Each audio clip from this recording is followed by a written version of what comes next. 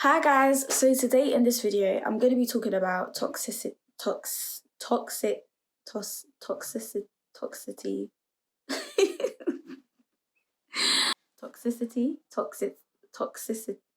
We all know what I'm trying to say. The word is going to be right here. We know what I'm trying to say. So why am I speaking about being toxic characters, toxic behaviors? I feel like I've been seeing a lot of I think what actually triggered it was, so basically, the sitcom and the show, it's not a sitcom, the series, Girlfriends, well, Girlfriend, I would kind of like binge watching it and whatever. And I saw that, in like the first season, I saw that two of the women in like two of the main characters, their roles and stuff, like they were very much in a toxic friendship. And, one thing that I saw about one of them was that she was allowing her friends to treat her in such a toxic manner, and just kind of letting it happen. And as I was watching more of it, I was just kind of noting down certain things that people do when they are put in certain situations and certain toxic situations. And also something that I've also done as well. So I'm not just talking out of my ear, I'm talking from experience and also what I observed as well, and also from other people's stories. Also, I mean, let's just start by saying this. I believe that everybody has a toxic trait. Everybody has a toxic character, in whether it be on level 1 of toxicity or level 2 or level 3 or level 4 or level 100. Everybody has some sort of toxic trait that other people would not be able to handle. And if you watch this part of the video and you tell me now that you do not have a toxic trait, well, I did not know that you came straight from heaven, because I believe that everybody has some type of toxic trait. But what do you do with that something? Like, let's say, for example, you're somebody who's acknowledged that you do X, Y, Z. What are you doing to deal with those? Are they toxic traits that you're dealing with? Are they toxic traits that you are aiming to kind of like eradicate? Are they toxic traits that you're very much comfortable with? Different kinds of people that you meet on this earth with different toxic traits, but there's three main kind of people that I feel like we encounter at some point in our lives. Number one, there are people who have toxic traits and very much acknowledge them and actually actively try to deal with them. And there are those people that put their hands up and say, look, I'm not perfect and I don't want to look like I'm perfect, but I'm working on these traits. There's number two, people who are in denial about their toxic traits and try and kind of hide them, under deceit, kind of like lie about certain things, or kind of try to hide it from certain people and want to be perfect all the time. And then there's the people that are very much comfortable with their toxic traits, and if you try and tell them otherwise, they don't want to hear it. The ones that I want to talk about today are the ones that are very much comfortable with their toxic traits and their toxicity. They have no issue being toxic, and that's an issue.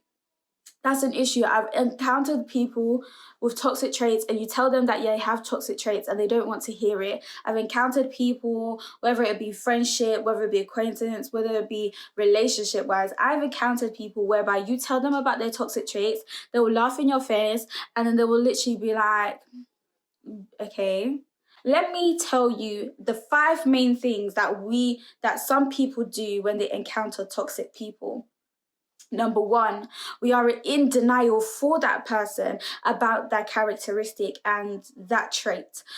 When I say in denial, I mean that around with other people, you try and convince them otherwise, that the person is actually not like that, but rather just something that they've gone through that is allowing them to be like that. You're in denial when standing up for that toxic trait, hence why the person feels like they can continue, because you're standing in the gap to take the bullets for them. Number two, there are people who they allow the toxicity because they believe that if they are friends with the person for a very long time, then surely it must mean that you're meant to be in that person's life. I'm sorry, I can be friends with you for 10 years, 15 years, 20 years, but there's only so much I can take as a person. Once I see that you don't want to change and there's nothing I can do to make you change, then Therefore, you need to exit out of my life. Why? Because every day we are growing, every day we are learning. How can I be learning and you're feeding off what I am learning about?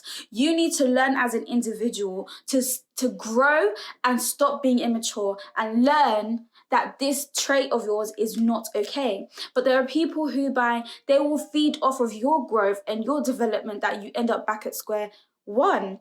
And that's what some people do. They try and kind of make excuses because they've been friends with the person and they don't want to let go of that person, don't want to let go of the thought of them, that they then take on that toxic trait, no matter the circumstances. Number 3, there are people who ignore that toxic trait. In their eyes, that person is perfect, and therefore, because they are perfect, there is no flaw in them, there's no toxicity in them, there's not, what is even the word toxic? They don't even acknowledge it, they don't want to acknowledge it, and they take a lot more than what they bargained for entering that relationship with the person. Number 4, the thing that we do as people, well, some people do, because I know there's some people that just do not tolerate nonsense. But number 4, some things that we do, we confront the situation, the person apologizes, and we just keep it stepping like nothing ever happened. I mean, in the Bible it says you should forgive. But to forgive someone does not mean that you're an idiot. To forgive someone does not mean you go back to your own vomit. To forgive someone does not mean that you can continue to tolerate certain things. But I believe that there's certain people that forgive, that confront something and forgive and just keep stepping on the way that it's like a constant cycle with this person. You confront something that they do, they apologize, you take them back, and it's a constant cycle. The 5th thing that people do when they enter toxic situations or relationships is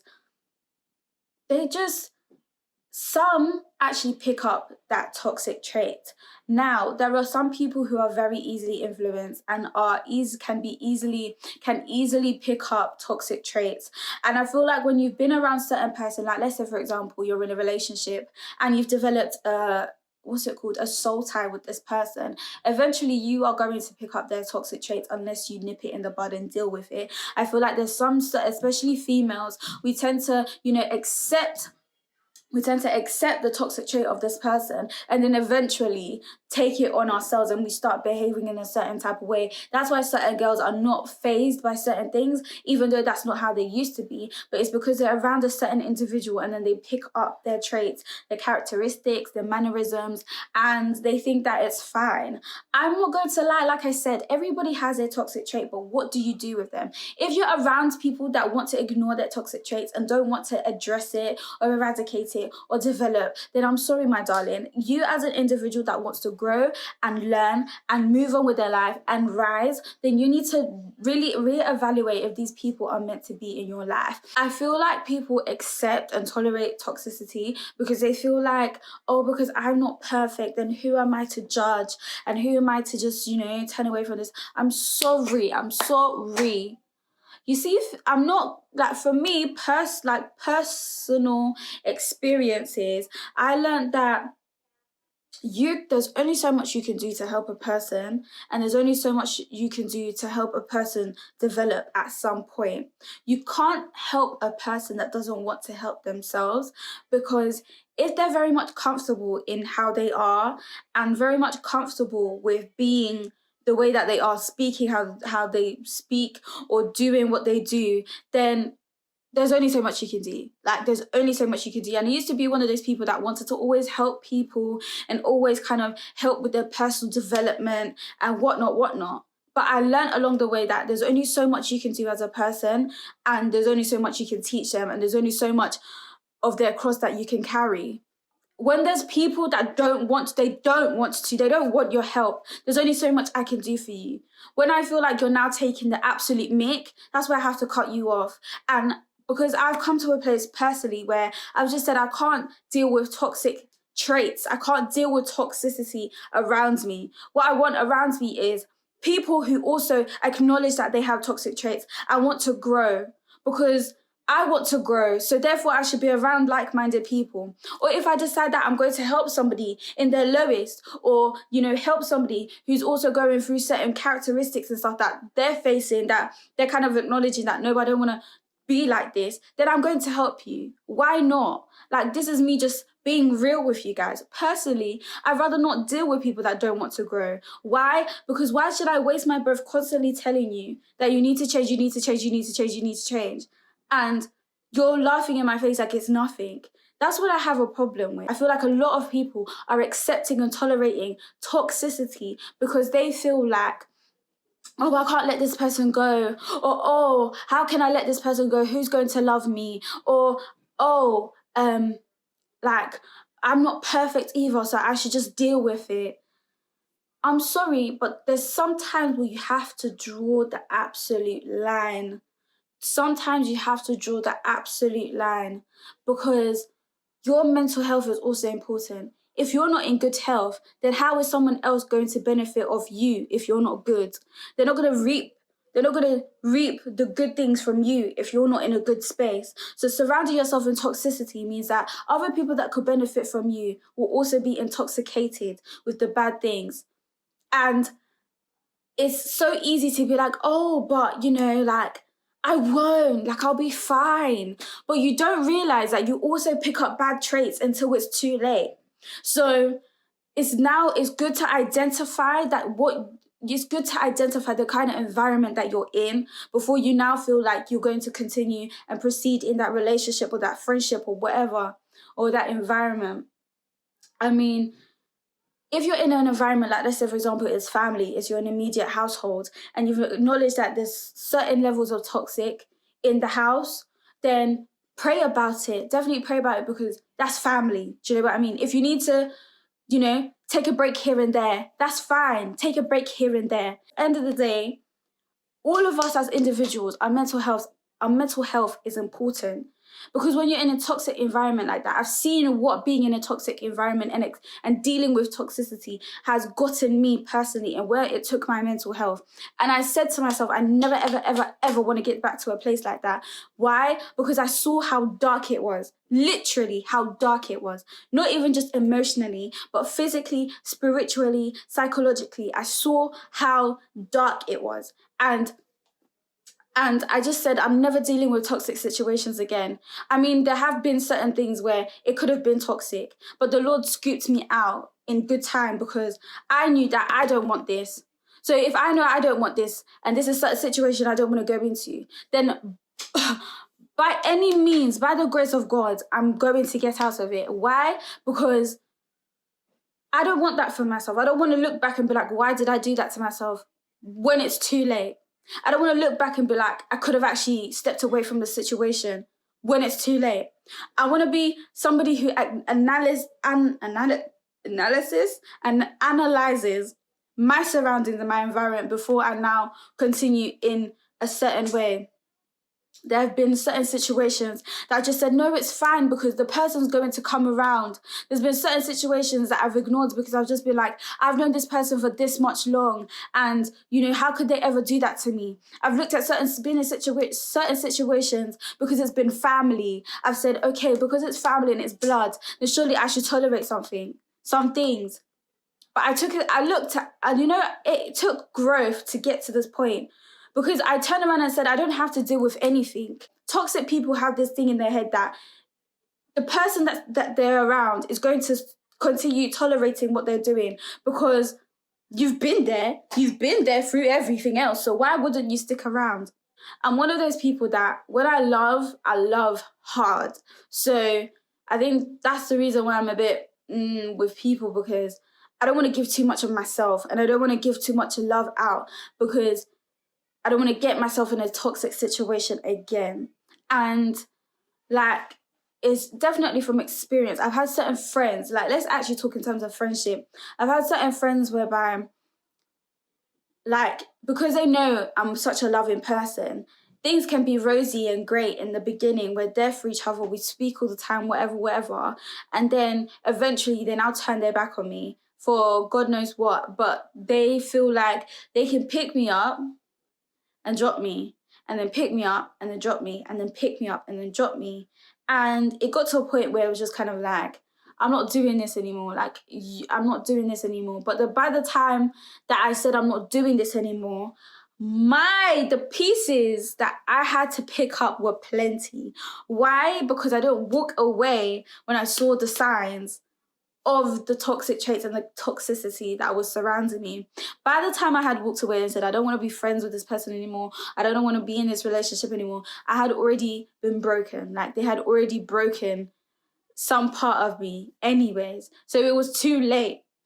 So I think that's why at this point, I've come to a point where if I've analyzed the situation and I see that you just don't want to grow and you just don't want it, then that's for me to pick up my bags and keep it stepping. Because I could know you for so many years, I could know you for 10 years, 15 years, whatever. But if I see something that can turn out bad for the both of us, for you, for me, then I'll have to just X out. Why? Not because I don't love you, but because I see that mentally it's draining me, physically it's draining me, emotionally it's draining me. And I see that you're not developing because you're feeding off me and my energy and what I'm doing. Now that's an issue. You need to know what it's like to not leech off somebody else. And I think that's what a lot of people need to do, is take a step back. If you need to walk away, but don't tolerate certain things because you've known a person for X amount of years, or you just want them to be in your life, or you're just simply trying to ignore that is even there. I think that the worst of the worst is ignoring the toxic trait, because you may know that it's there, but you're ignoring it because you don't want to believe that the person is like that. You don't want to believe that that's part of the character. You just want to believe that they've been through something that's made them like the way they are. But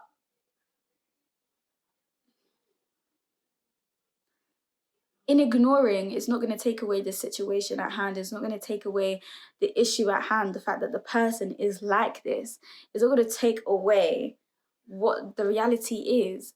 So sometimes it's best not to ignore it. If you have to confront it, confront it. If it's just a situation whereby you confront it and, it's just circumstantial, then there's hope.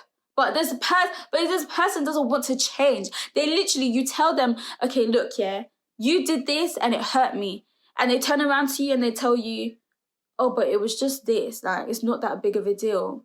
Or come on now, people just do it. Like, what are you talking about? We've done that. Come on now. My darling, you need to step out of that situation, step out of that relationship, step out of that friendship. Whatever you need to do, sometimes it's good to be selfish. It's good to say, do you know what? I don't deserve this.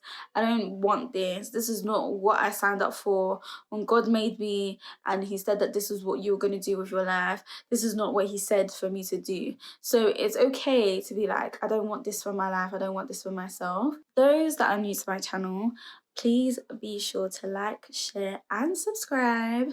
And if you have any topics that you would also like me to speak on, or any other video suggestions, be sure to let me know in the comments below.